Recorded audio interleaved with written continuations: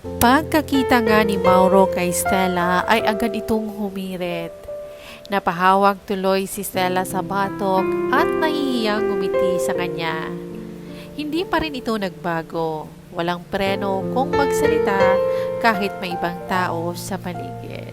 Stella, hindi mo pa rin sinasagot ang tanong ko. Inis na nilapitan ni Diana ang babae. Hindi niya nagustuhan ang pagkagiliw ni Mauro dito ngayon. Oh, sorry. Nakangiting nilingon niya si Diana. Meron lang kasing inasikaso yung kasama ko at isinama niya ako rito. Nagdududang tingin ang ipinukol ni Diana sa babae. Alam niya ang nangyayari sa buhay nito noon. Gusto niya sanang sabihin na karma ito, pero sa hitsura nito ngayon ay mukhang mas maging okay ang buhay niya. Can we talk please? Ani ni Charles kasabay ng paghila sa braso ni Stella. Hey, hey, hey!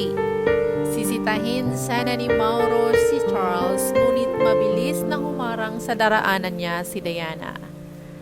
Hayaan mo silang mag-usap at mukhang may unfinished business pa silang dalawa. Tayo na at mauna na sa conference room. Hinila na ni Diana ang binata at ayaw niyang mapalapit muli ito kay Stella. Napatingin si Mauro sa suot niya na relo. Maaga pa sana pero ayaw niyang makalikha ng komosyon sa paligid kaya napatangay na lang siya kay Diana. Isa pa ay ngayon lang niya nalaman na apo ng presidente si Diana na hanggang ngayon ay obvious na may gusto sa kanya. Mabilis na iwinaksi ni Stella ang kamay ni Charles na nakahawak sa kanyang braso nang makalayo na silang dalawa sa ibang tao. Anong kailangan mo at bakit mo pa ako kailangan kalit ka rin dito? Where have you been? Ganyan ka na ba ka-irresponsable at hindi sinunod ang nasa kasulatan matapos mong makuha ang pera? Umuwang ang mga labi ni Stella at hindi makapaniwalang nakatitig sa binata. Ang dilim pa rin ang aura ng mukha nito at ang talim ng tingin sa kanya. Kulang na lang ay bugahan siya nito ng apoy dahil sa labis na galit. Ang pakiusap ko lang naman noon sa kasulatan ay hintayin mo ang pag-uwi ni Lolo at tulungan akong magpaliwanag sa hiwalayan natin. Pero ano ang ginawa mo? Alam mong kalagayan niya kahit man lang pagmalasakit sa kanyang kabaitan sa iyo noon. Patuloy ni Charles sa mahinang tinig lamang.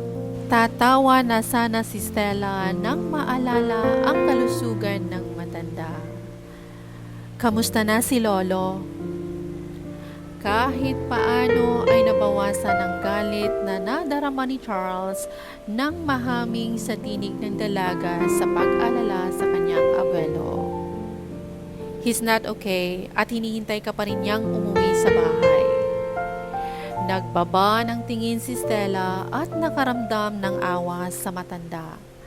Nakalimutan niyang nangako siya sa matanda na hihintayin niya ang pagbabalik nito sa Pinas. Huwag kang umaktong umaawa kay Lolo ngayon.